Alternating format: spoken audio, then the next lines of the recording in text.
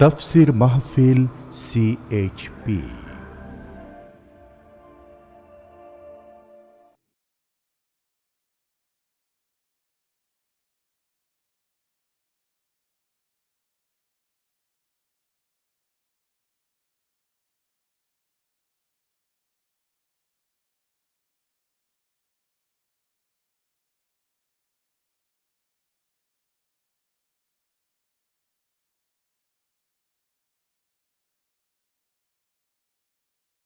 सलातुन या रसूल अल्लाह अलैकुम, सलामुन या हबीब अल्लाह अलैकुम, सलातुन या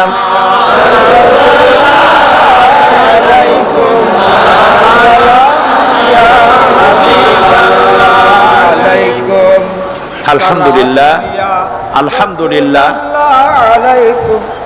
আল্লাহ পাকের শুকরিয়া আদায় করছি। আল্লাহ পাক আমাদেরকে কোরআন শোনার তৌফিক দান করেছেন, আলহামদুলিল্লাহ। আচ্ছা, আপনারা বলেন তো, জেন, দুষ্ট জেন আর ভূত প্রেতে যদি আসর করে, তাহলে কোরআন শরীফের কোন আয়াত পড়তে হয়? জি, ওলামারা বলেন না, আয়াতুল কুরসি। কোনটা পড়তে হয় বলেন, কোনটা? চট্টগ্রাম তাফসীর মাহফিল উপলক্ষেও কিছুটা ভূত প্রেতের আসর হয়েছে। এই ভূত প্রেতের আসর থেকে রক্ষা করার জন্য সকলে আমার সাথে পড়েন যথারীতি। আউযু বিল্লাহি মিনাশ শাইতানির রাজীম, বিসমিল্লাহির রাহমানির রাহিম।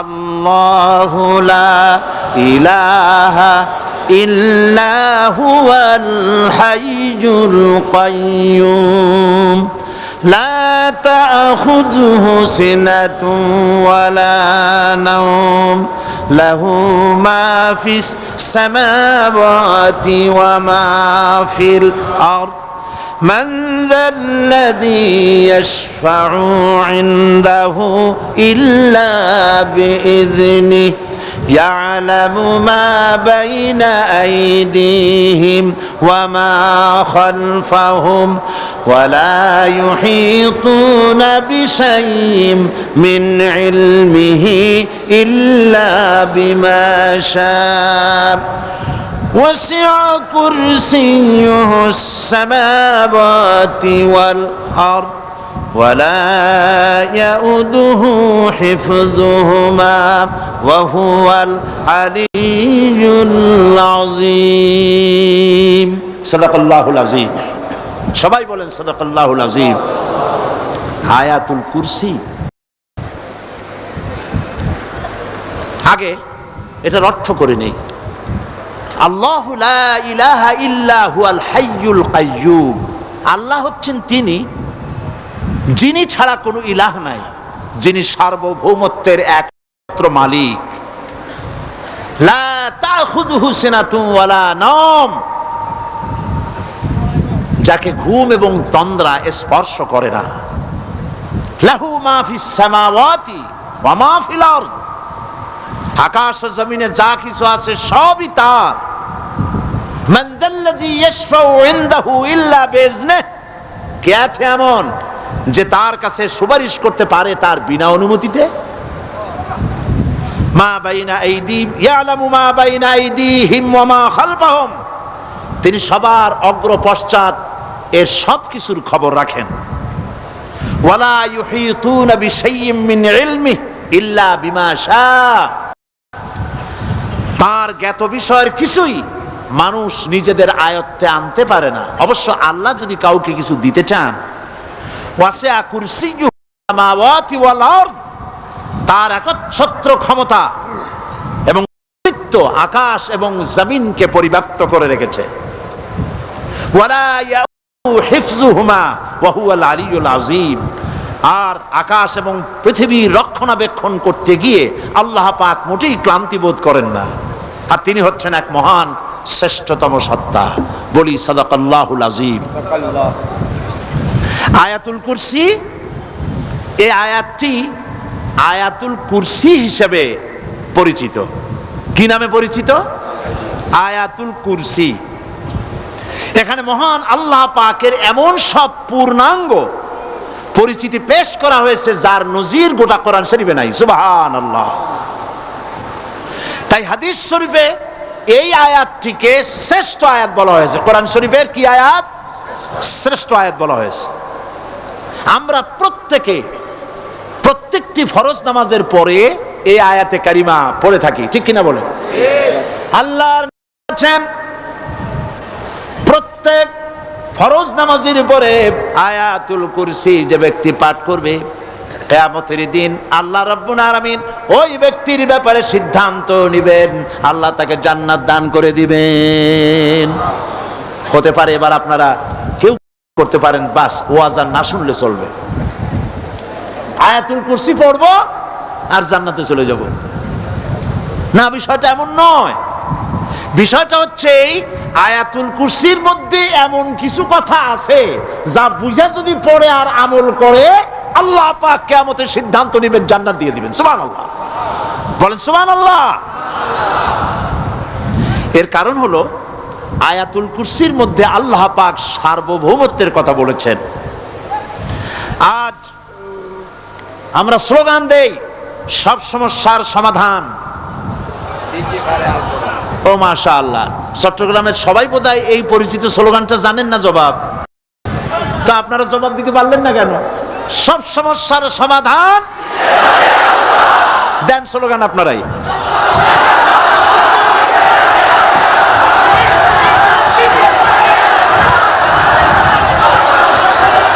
এটা শুধু স্লোগান নয়, সব সমস্যার সমাধান দিতে পারে আল কোরআন। এটা শুধু স্লোগান নয়, এটাই বাস্তবতা, এটাই বাস্তব সত্য।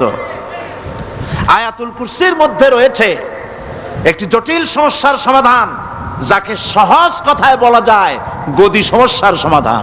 কুরসি মানে হলো গদি। আজকাল গদি নিয়ে কি হচ্ছে টের পাচ্ছে না ভাই?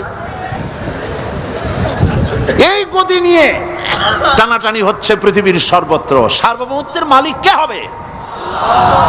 এইটা তো আপনারা বলতেছেন, কিন্তু যারা কোরআন জানে না তারা বলে সার্বভৌমত্বের মালিক জনগণ। দেখেন না, ওরা বলে সকল ক্ষমতার উৎস জনগণ। কারা বলে?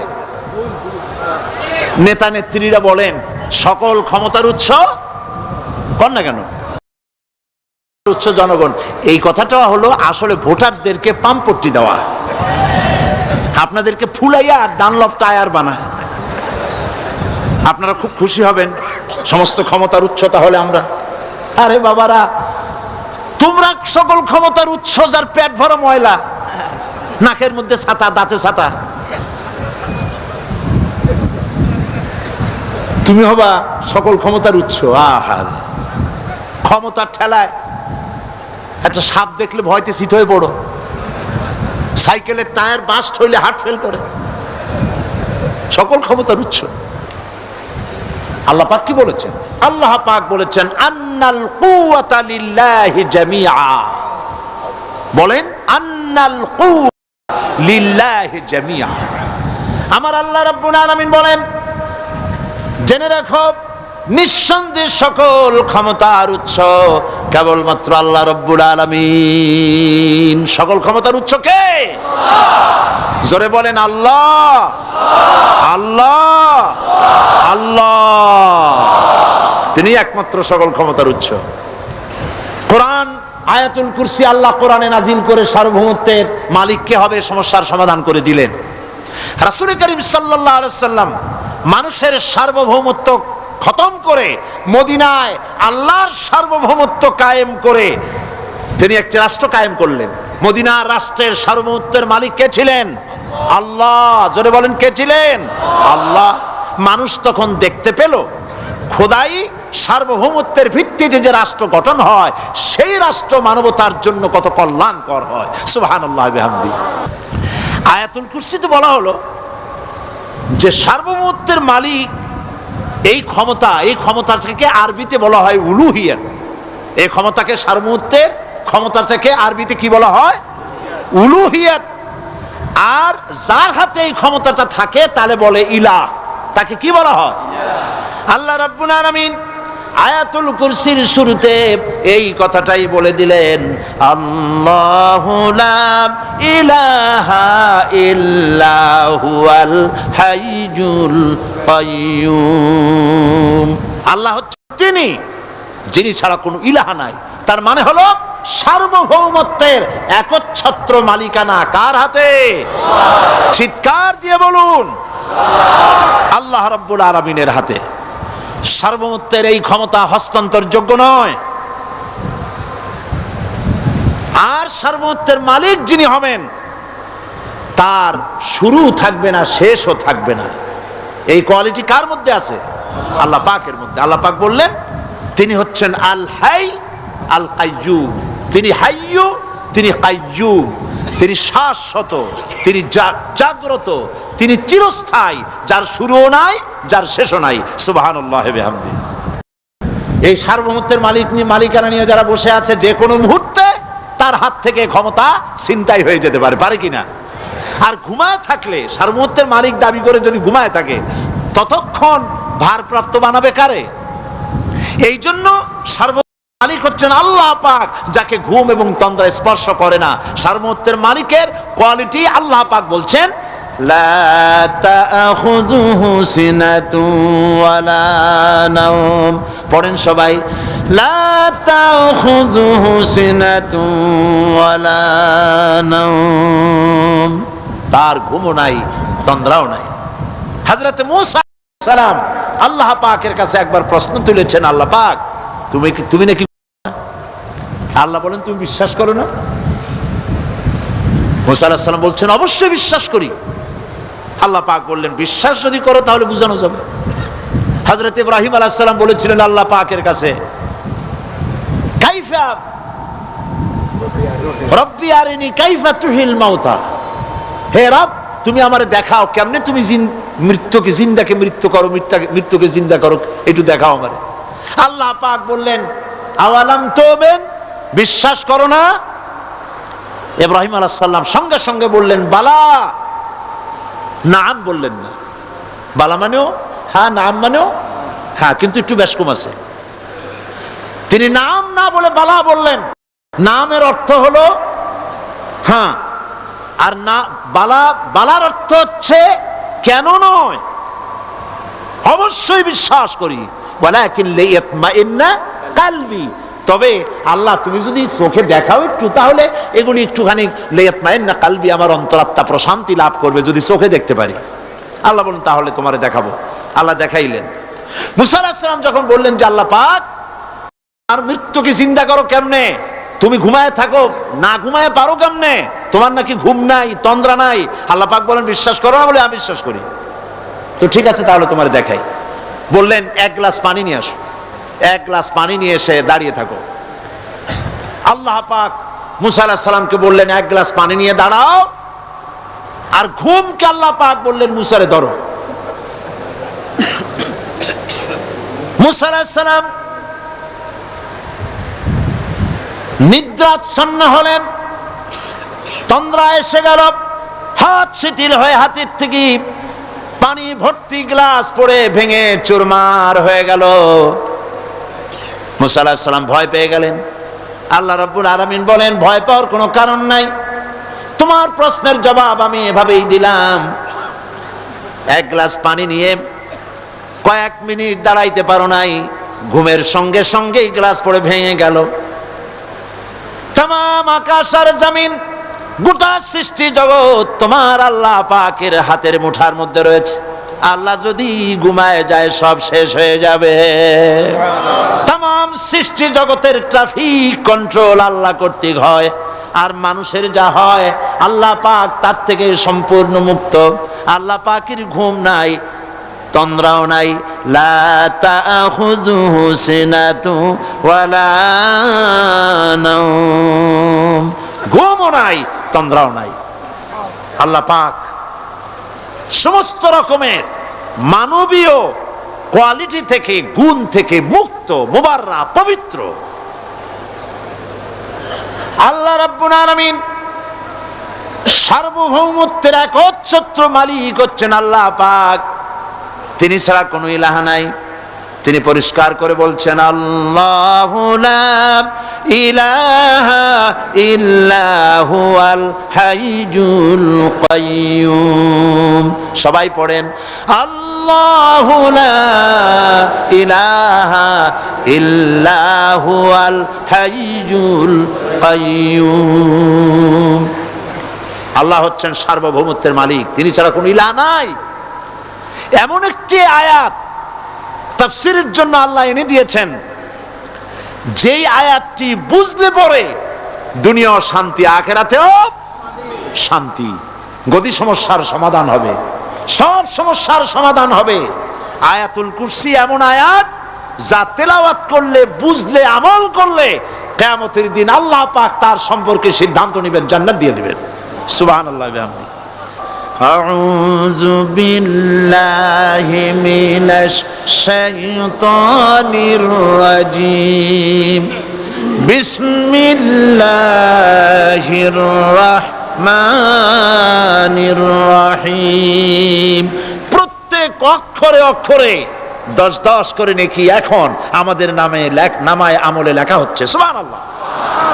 গলা ছেড়ে দিয়ে সবাই পড়েন আমার সাথে আল্লাহু লা ইলাহা ইল্লা হুয়াল হাইয়ুল কাইয়্যুম লা তাখুযুহু সিনাতুন ওয়ালা নাওম লাহু মা ফিস সামাওয়াতি ওয়া মা ফিল আরদ من ذا الذي يشفع عنده إلا بإذنه يعلم ما بين أيديهم وما خلفهم ولا يحيطون بشيء من علمه إلا بما شاء وسع كرسيه السماوات والأرض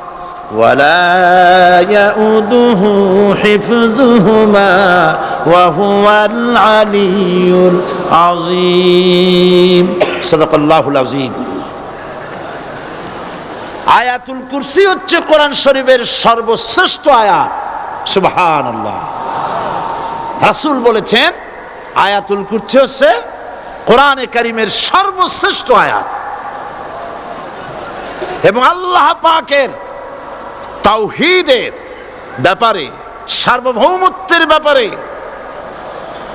এত বিস্তারিত অল্পের মধ্যে আর অন্য কোন আয়াতের মধ্যে ভাবে আসে নাই। এই জন্য আয়াতুল কুরসির এত মর্যাদা।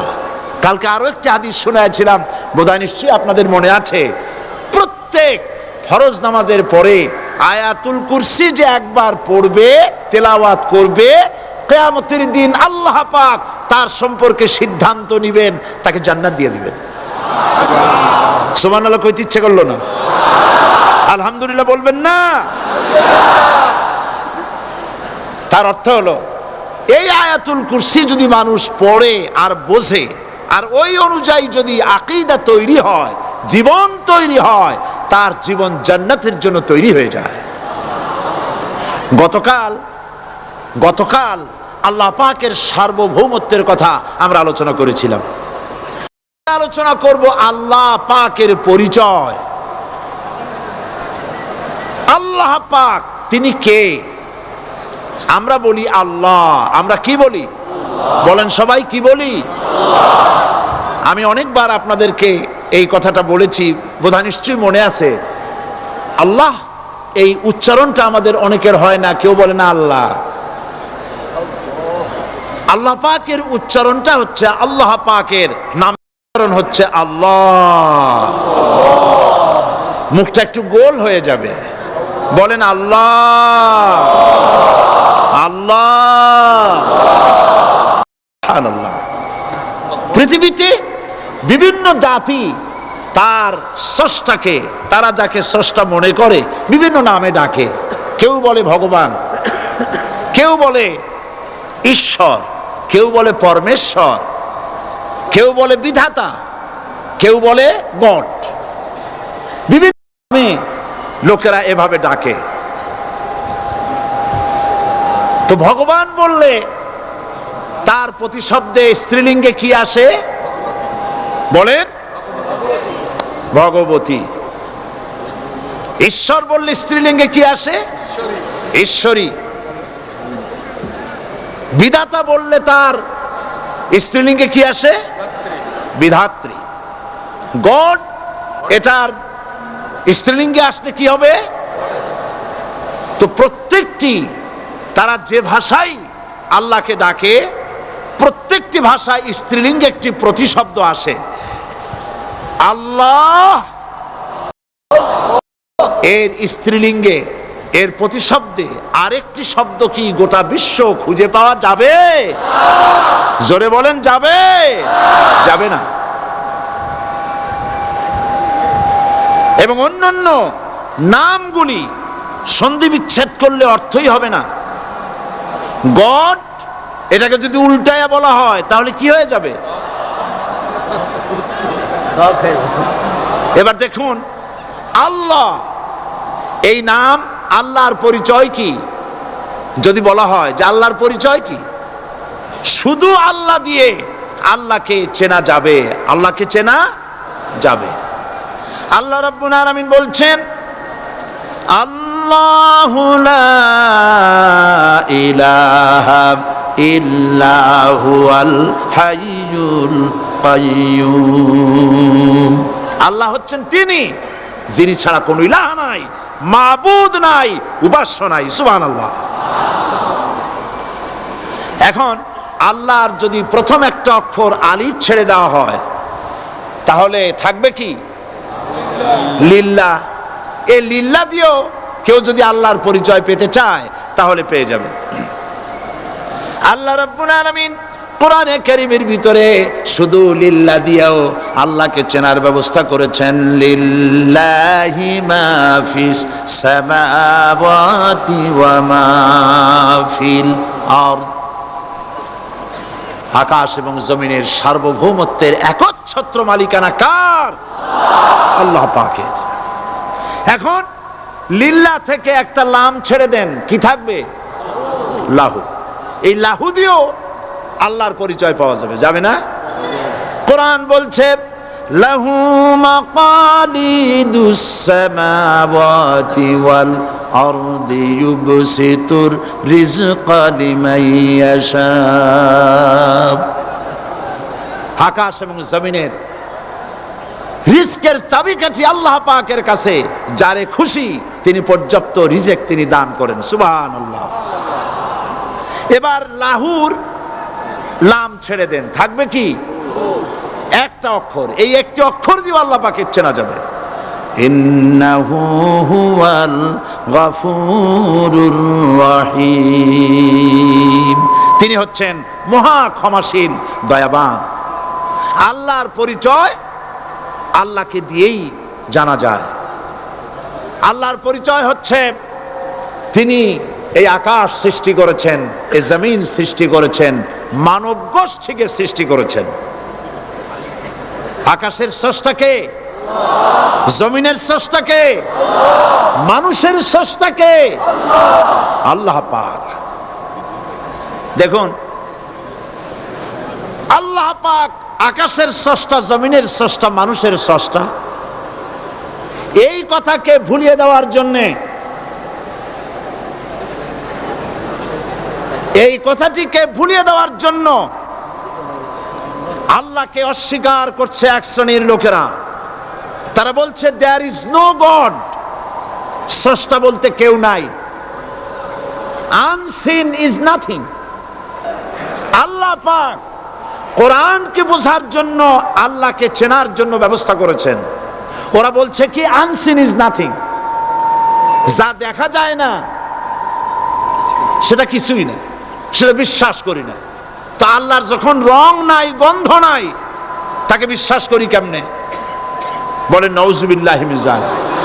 আরে ভাই, তোমরা তো এমন বহু জিনিস আছে যা না দেখে বিশ্বাস করো। আপনারা কি বাতাস দেখেছেন? বিশ্বাস করেন কিনা? বিশ্বাস করেন কিনা? আপনারা কি ইথার দেখেছেন? বিশ্বাস করেন কিনা?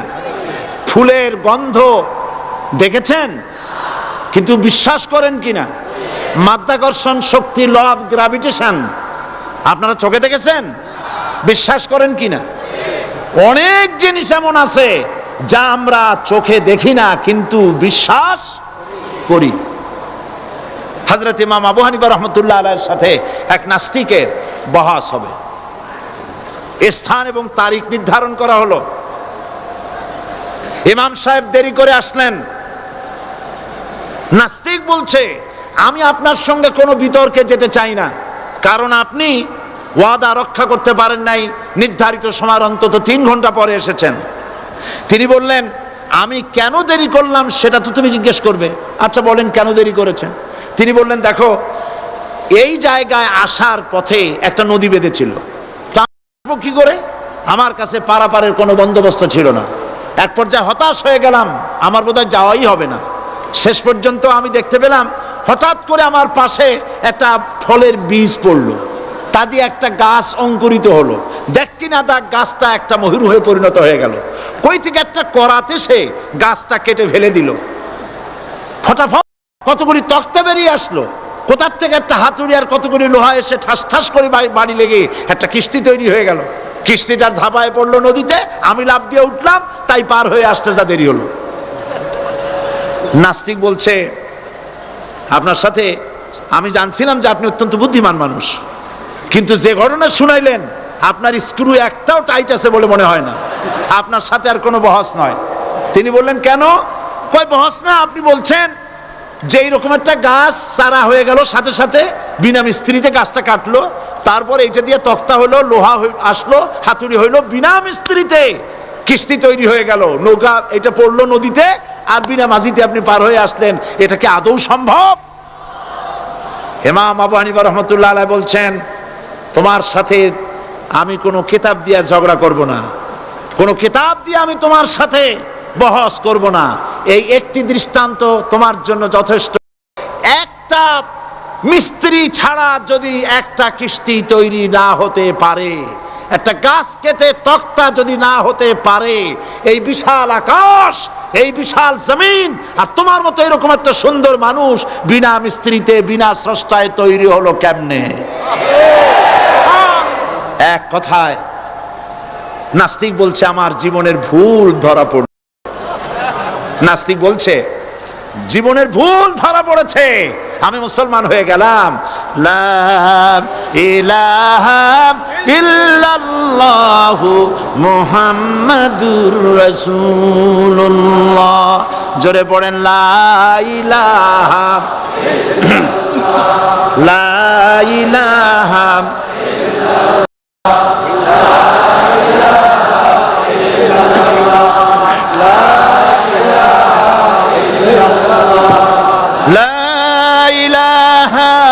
ইল্লাল্লাহু মুহাম্মাদুর রাসূলুল্লাহ।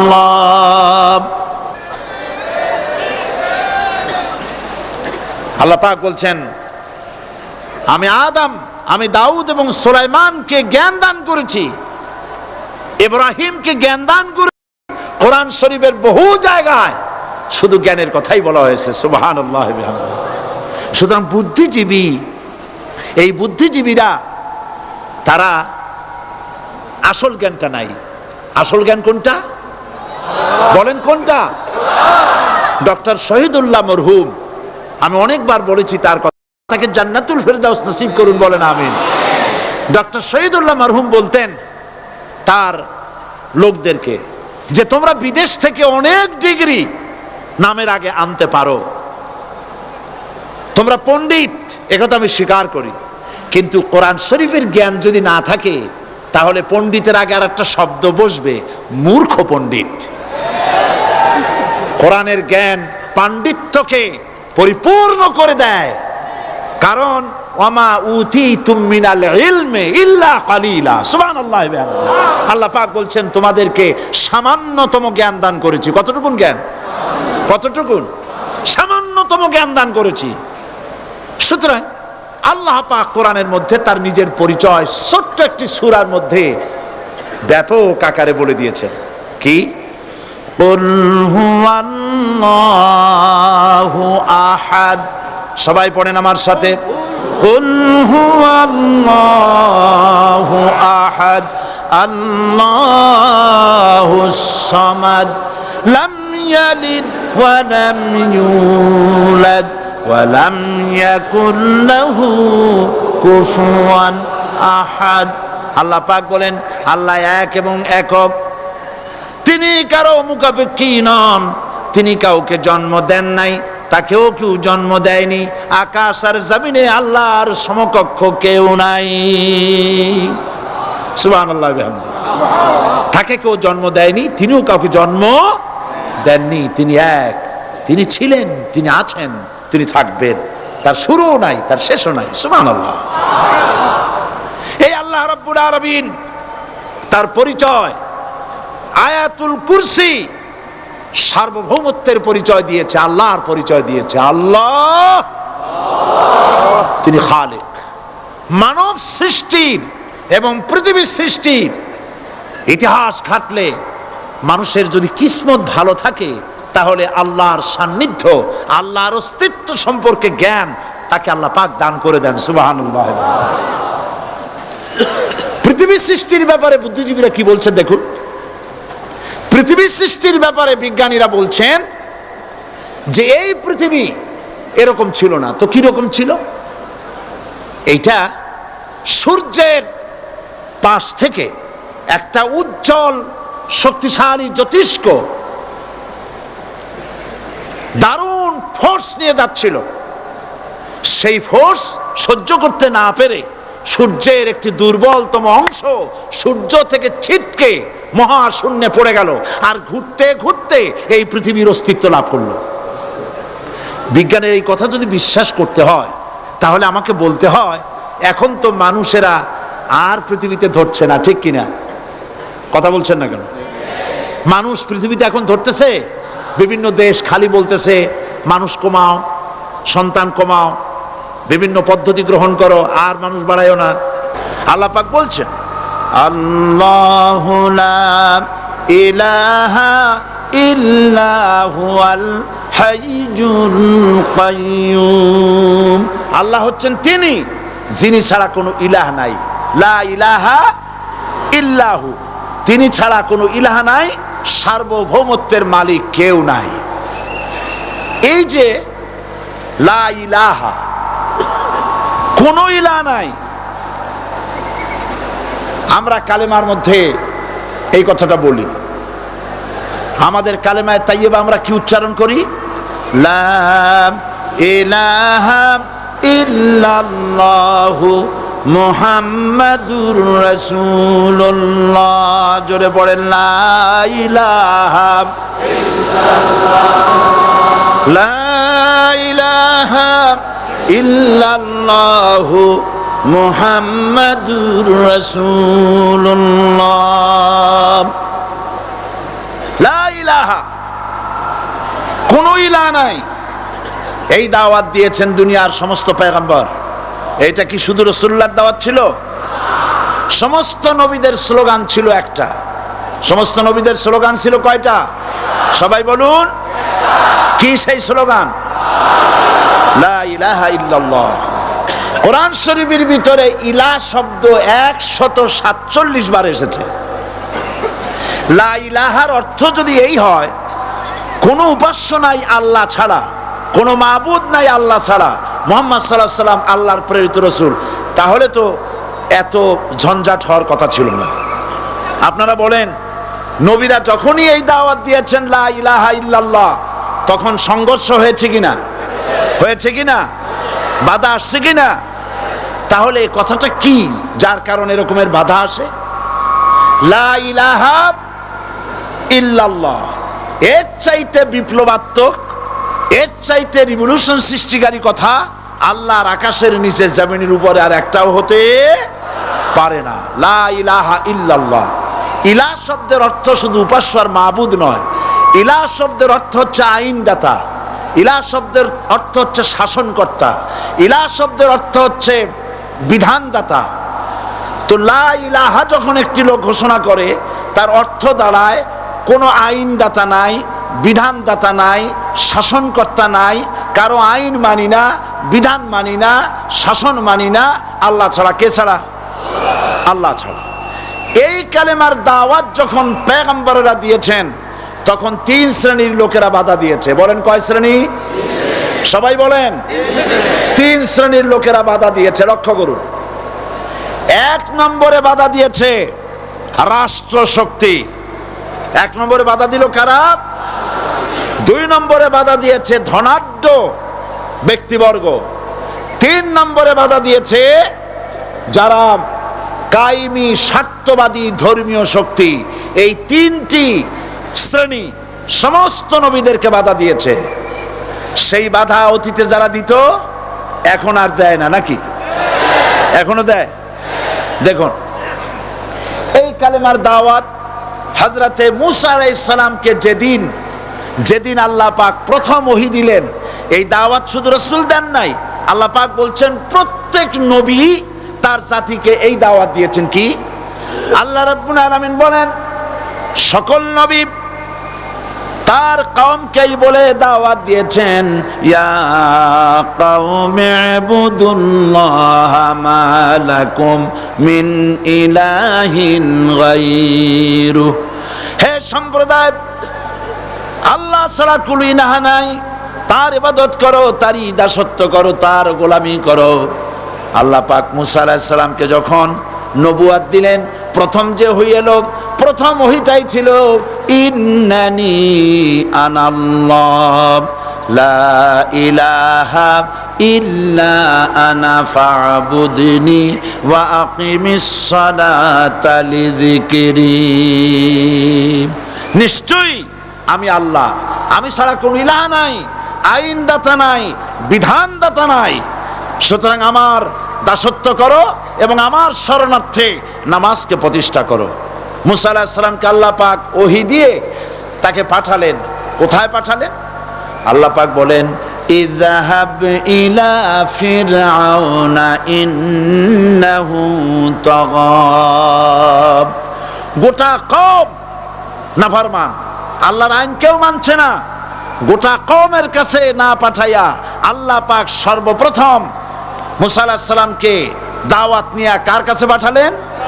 ফেরাউনের কাছে। কারণ ফেরাউন হচ্ছে রাষ্ট্রশাসক। ফেরাউন কি? রাষ্ট্রশাসক।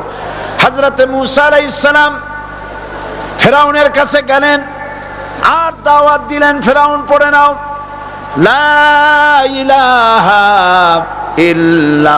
ইল্লাল্লাহ। একটি কথা আপনাদের মনে রাখতে হবে, দুনিয়ার কোন ফেরাউন, কোন নমরুদ, কোন সাদ্দাত, কোন হামান কেউ বলে নাই যে আমি আল্লাহ, আমি রাজ্জাক, আমি খালেক, আমি পৃথিবীর সৃষ্টি করেছি। কথা কেউ বলেছে? কেউ বলে নাই। কি বলেছে তারা? ফেরাউন বলেছে, মা আলিমতু লাকুম মিন ইলাহিন গায়রি।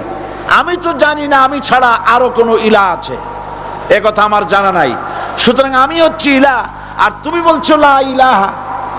তার মানে হচ্ছে ওই সময় পয়গম্বরেরা, আল্লাহর নবীর সাহাবীরা, তারা জানতেন যে আমরা কিসের দাওয়াত দেই, আর যারা শুনতো তারাও বুঝতো কিসের দাওয়াত শুনতেছি। আজ আমার দেশে একই কালেমার দাওয়াত দেওয়া হয়, কিন্তু মানুষেরা বুঝতে পারে না কি শুনতেছি। ভাষা জানার ব্যাপারে, বোঝার ব্যাপারে হলো আসল বিষয়। এটা বুঝাতে গিয়ে আমি মাঝে মধ্যে একটা দৃষ্টান্ত দেই এভাবে।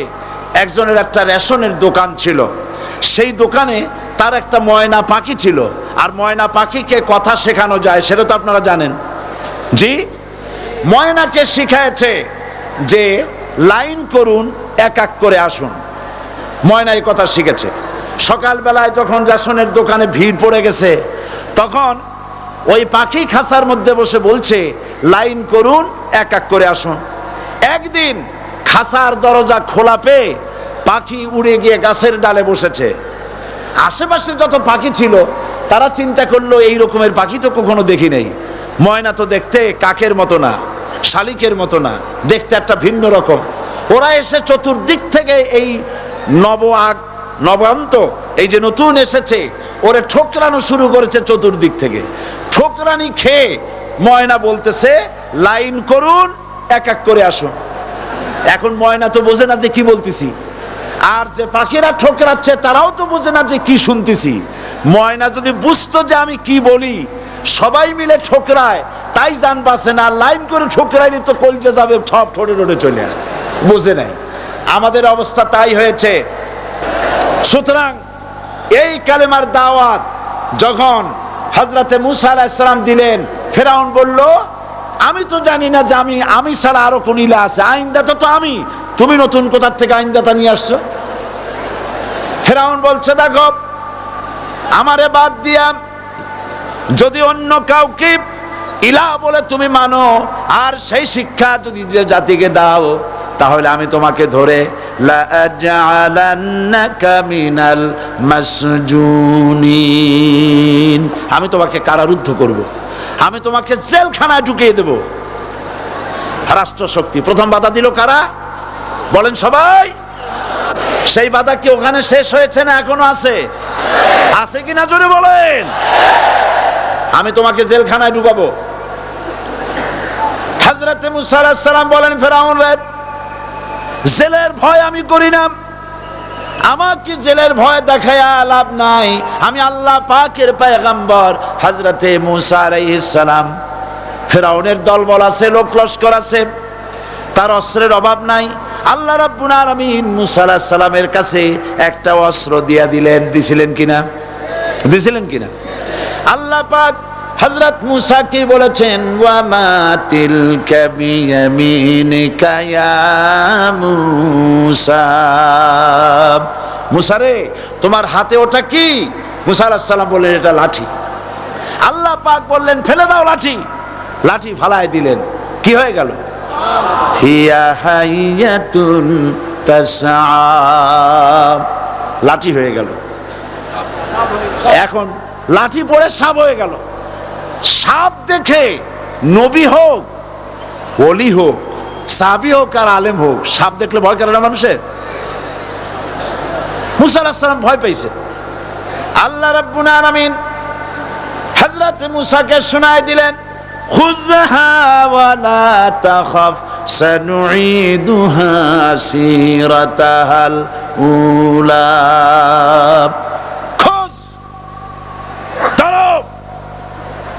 লা তাখাফ, ভয় পেও না। আল্লাহ বলছেন ধরো, ভয় পেও না। ধরার সঙ্গে সঙ্গে স্বাভাবিক অবস্থায় ফিরে আসবে, আবার লাঠি হয়ে যাবে। এখন আল্লাহ বলছেন ধরো, মুসা আলাইহিস সালাম কি ভয় পাওয়া উচিত হবে? আর উচিত হবে? মুসা আলাইহিস সালাম কি ভয় পাইছিলেন? কারণ হচ্ছে এই দুশমনের শক্তিটা খুব বড়ই দেখা যায়, মনে হয় যেন অনেক বড়, কি জানি কি। আল্লাহ পাক বলছেন ইন্না কাইদাশ শায়তানে কানা দাঈফা, শয়তানের চক্রান্ত যতই তুমি মনে করো অনেক ষড়যন্ত্রের জাল বিস্তার হয়ে আছে, আল্লাহ কয় কিছুই না, দাঈফা অত্যন্ত দুর্বল। আল্লাহ পাক বললেন ধরো, মুসা আলাইহিস সালাম সাপ ধরলেন, সঙ্গে সঙ্গে লাঠি হয়ে গেল। ফেরাউন বরদাস্ত করলো না, রাষ্ট্রশক্তির পক্ষ থেকে আক্রমণ শুরু হলো। অপরাধ কি? মুসা আলাইহিস সালামের অপরাধ কি? কি অপরাধ? মাশাআল্লাহ, বুঝতে পেরেছেন। অপরাধ হচ্ছে তিনি বলেছেন লা ইলাহা, জোরে বলেন লা ইলাহা ইল্লাল্লাহ। এই কালেমাকে আজ আমরা ভিক্ষার বুলি বানাইছি। এটা হলো সার্বভৌমত্বের বুলি, এটা হচ্ছে আল্লাহ পাকের সার্বভৌমত্বের কথা। আজ আমরা মানুষের কাছে আমরা শুনি, মানুষেরা ভিক্ষা চায়, লা ইলাহা ইল্লাল্লাহ, এক মুঠ চাউল দেন, লা ইলাহা ইল্লাল্লাহ 10 খান পাই দেন। এই হচ্ছে কালেমার জিকির। আবার কেউ কেউ জিকির করতেছে লা ইলাহা আস্তে, ইল্লাল্লাহ জোরে, এমন জোরে কলব সাফ করে, কলব তাতে থাকলেও পারে গেলেও পারে। এই কালেমার জার, এর আঘাত পয়গম্বররা মেরেছেন। হযরতে মুসা আলাইহিস সালাম যখন বলেছেন লা ইলাহা ইল্লাল্লাহ, এই ধাক্কা ফেরাউন বরদাস্ত করতে পারে নাই।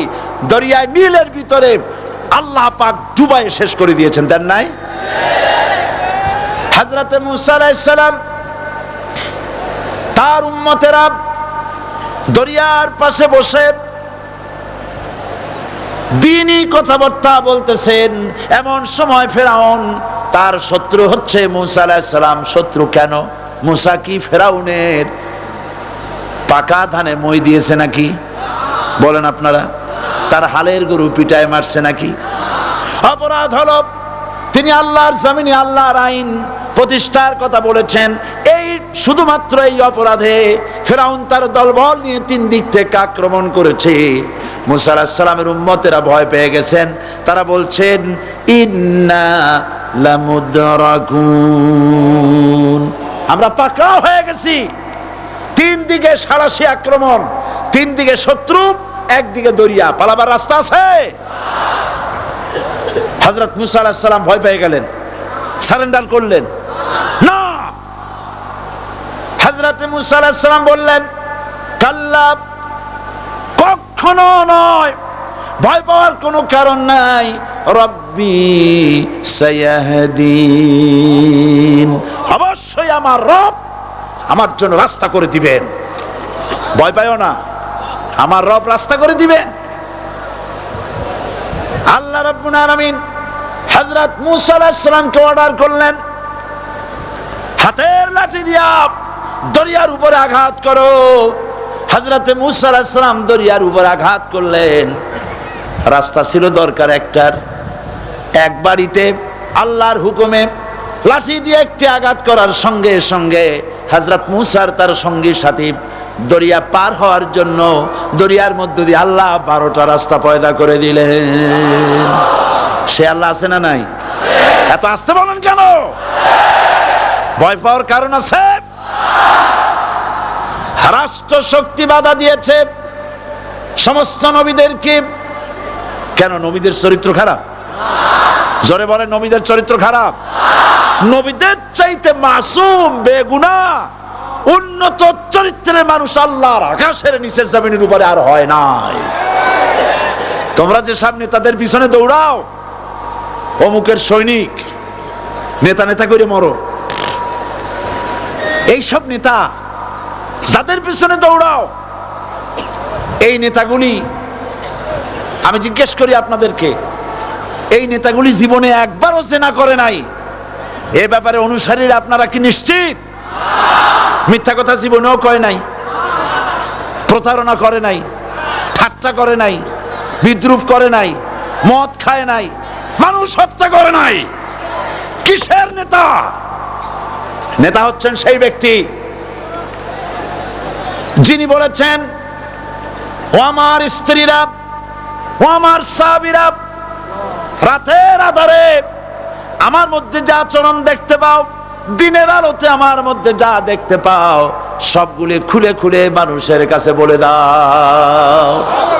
তার নাম বিশ্বনবী মুহাম্মদ রাসূলুল্লাহ সাল্লাল্লাহু আলাইহি ওয়াসাল্লাম।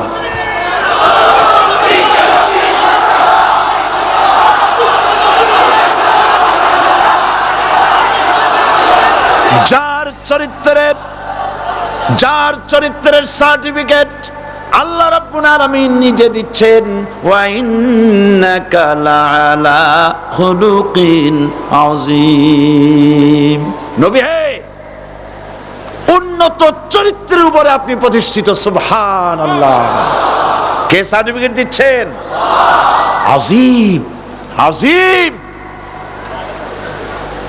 আরবিতে চওড়াকে বলা হয় আরিদ, গভীরতাকে বলা হয় আমিক। কত প্রশস্ত, যা মাপার কোনো ফিতা নাই, কত গভীর, যা মাপার কোনো যন্ত্র নাই, এইটাকে আরবিতে বলা হয় আজিম। সুবহানাল্লাহ বলতে ইচ্ছে করে না? ও নবী, তোমার চরিত্র এমন যা মাপার মতো যন্ত্র পৃথিবীতে নাই। লা ইলাহা ইল্লাল্লাহ। পড়েন সবাই, লা ইলাহা ইল্লাল্লাহ। আপনিও যদি নবীদের মতো, সাহাবীদের মতো বুঝা এই কলেমার দাওয়াত দেন, বাধা আসবেই। বোঝাবুঝির ব্যাপার, বুঝতেই সারলো। কত মাহফিল হয় বাংলাদেশে, হয় না? কোনো বাধা নাই। ঠিক কিনা? কত পূজা হয়, পার্বণ হয়, গান হয়, থিয়েটার হয়, গুনাগার বিবির গান হয়, কত কিছু হয়। কোনো বাধা আছে? তাফসিরের মাহফিলে বাধা। কারণ ওরা বুঝতে পেরেছে এ তাফসিরের মাহফিলে গাজীর গীত হয় না, এ তাফসিরের মাহফিলে আল্লাহর সার্বভৌমত্ব কায়েমের আন্দোলন চলে।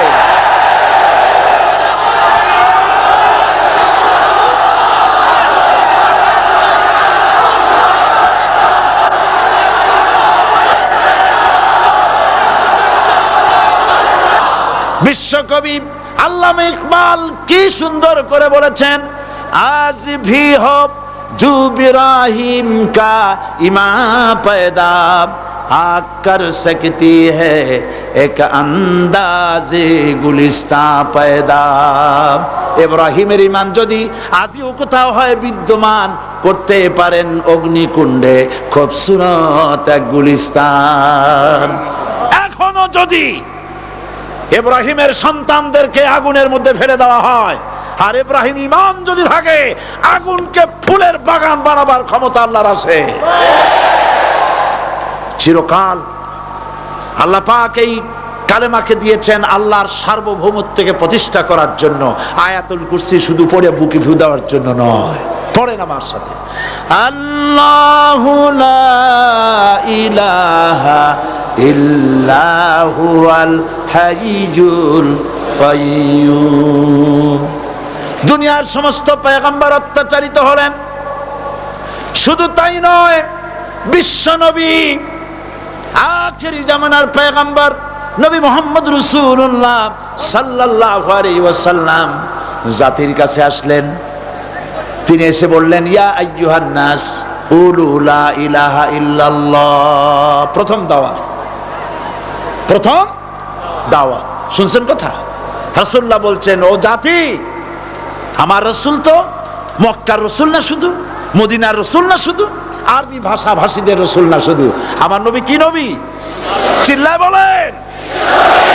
তাই তিনি বলেছেন, ও বিশ্বের মানবতা, বিশ্বের মানব গোষ্ঠী, যদি মুক্তি পেতে চাও, নাজাত পেতে চাও, উচ্চারণ করো, বিশ্বাস করো, আমল করো, বলো লা ইলাহা ইল্লাল্লাহ। জোরে পড়েন, লা ইলাহা ইল্লাল্লাহ, লা ইলাহা ইল্লাল্লাহু মুহাম্মাদুর রাসূলুল্লাহ। কোরআন কারীমের ভিতরে আয়াতুল কুরসির মধ্যে বলে দিয়েছেন, আল্লাহু লা ইলাহা ইল্লাহু আল হাইয়ুল কাইয়্যুম।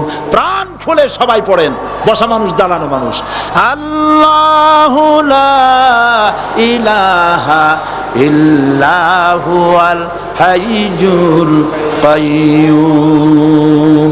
আল্লাহ রাব্বুল আলামিন, তিনি ছাড়া কোনো ইলাহ নাই, তিনি সার্বভৌমত্বের মালিক, কেউ নাই আল্লাহ ছাড়া। এই কথা মানুষকে ঘোষণা করতে হবে। সুবহানাল্লাহ ওয়ালহামদুলিল্লাহ লা ইলাহা ইল্লাল্লাহ। সুবহানাল্লাহ ওয়ালহামদুলিল্লাহ লা ইলাহা ইল্লাল্লাহ। সুবহানাল্লাহ ওয়ালহামদুলিল্লাহ লা ইলাহা ইল্লাল্লাহ, লা ইলাহা ইল্লাল্লাহু মুহাম্মাদুর রাসূলুল্লাহ। আল্লাহুম্মা আমিন। রব্বানা যালামনা আনফুসানা ওয়া ইন লাম তাগফির লানা ওয়া তারহামনা লানাকুনান্না মিনাল খাসিরিন। সবাই পড়েন আমার সাথে, রব্বানা যালামনা আনফুসানা ওয়া ইন লাম তাগফির লানা ওয়া তারহামনা লানাকুনান্না মিনাল খাসিরিন। ربنا ظلمنا أنفسنا وإن لم تغفر لنا وترحمنا لنكونن من الخاسرين আলোচনায় যদি কোনো ভুল হয়ে থাকে আল্লাহ দয়া করে মাফ করে দাও রব্বুল আলামিন আমাদের দোয়া দুরুদি জিকির আজগারে আমাদের আলোচনায় তুমি যে খুশি হয়েছো যতটুকুন তার সবটুকুন বিশ্বনবী মুহাম্মাদুর রাসূলুল্লাহ সাল্লাল্লাহু আলাইহি ওয়াসাল্লামের রূহ মুবারকে পৌঁছায়া দাও রব্বুল আলামিন तमाम अंबियाए किराम उलमाए मुतकद्दिमीन उलमाए मुताखिरीन सलफे सालिहीन যারা দুনিয়া থেকে মুমিন মুমিনাত বিদায় হয়ে গেল আল্লাহ কবরগুলিকে জান্নাতের টুকরায় পরিণত করে দাও রব্বুল আলামিন এই লক্ষ লক্ষ মুসলমান নরনারী ভিক্ষুকের মতো তোমার দরবারে হাত তুলেছি আল্লাহ গো আমাদের মধ্য থেকে আমাদের মা বাপ যাদের দুনিয়া থেকে বিদায় হয়ে গেছে আল্লাহ আমাদের মা বাপের কবরে সওয়াব পৌঁছায়া দাও রব্বুল আলামিন আত্মীয় স্বজন যদি বিদেশে থাকে 2 মাস 6 মাস পর চিঠি দিয়া খোঁজ খবর পাওয়া যায় প্রত্যেক দিন টেলিফোন করে খবর পাওয়া যায় কিন্তু আমাদের মা বাপ যাদের মারা গেল বছরের পর বছর যুগের পর যুগ বিদায় হয়ে গেল কোন হালতে আছে জানি না আল্লাহ আমাদের মা বাপের কবরগুলি জান্নাতের টুকরায় পরিণত করে দাও রব্বুল আলামিন আমাদের আব্বা কত মহব্বত করতেন কত কষ্ট করেছেন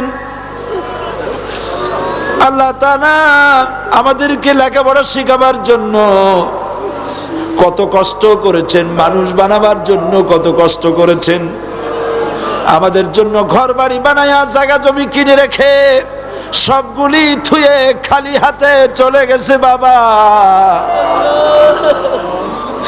আল্লাহ আমাদের আব্বা রুহের পরে সওয়াব পৌঁছায়া দাও রব্বুল আলামিন এখন তো আর বাড়ি গেলে নাম ধরে কেউ ডাকে না আয় আল্লাহ আমাদের আব্বা যত গুনাহ করেছি জানা অজানা সমস্ত গুনাহগুলি আল্লাহ তুমি সাইয়াদগুলি হাসানাত দিয়া বদলাইয়া দাও রব্বুল আলামিন আমাদের জনম দুঃখিনী মা আয় আল্লাহ মা যা যে হারাইছে সেই বোঝে কি নিয়ামত তার চলে গেছে আল্লাহ আমাদের মা যার বিদায় হয়ে গেছে মায়ের কবরটাকে জান্নাতের টুকরায় পরিণত করে দাও রব্বুল আলামিন মায়ের পেটের ভিতরে বসে 10টা মাস ধরে মায়ের কষ্ট দিছি তিনি ডেলিভারিতে কষ্ট করেছেন 2-2.5 বছর বুকের দুধ খেয়ে কষ্ট দিয়েছি পেশাব পায়খানা করে মায়ের কাপড় চোপড় নষ্ট করে দিয়েছি মা বিরক্ত হন নাই থাপ্পড় মারেন নাই আছাড় দিয়া ফালায় দেন নাই আল্লাহ মা যাদের মারা গেল মাবুদ মায়ের কবরটাকে জান্নাতের টুকরা বানায়া দাও রব্বির হামহুমা কামা রব্বায়ানি সগীরা আমার ভাইয়েরা আমার মা বোনেরা করুণ ভাবে আল্লাহরে বলেন রব্বির হামহুমা কামা রব্বায়ানি সগীরা রব্বির হামহুমা কামা রব্বায়ানি সগীরা রব্বানা তাকাব্বাল মিন্না ইন্নাকা আনতাস সামিউল আলিম وتب علينا إنك أنت التواب الرحيم سبحان ربك رب العزة عما يصفون وسلام على المرسلين والحمد لله رب العالمين واجعل آخر كلمتنا عند الموت لا إله إلا الله محمد رسول الله আসসালামু আলাইকুম রহমতুল্লাহ।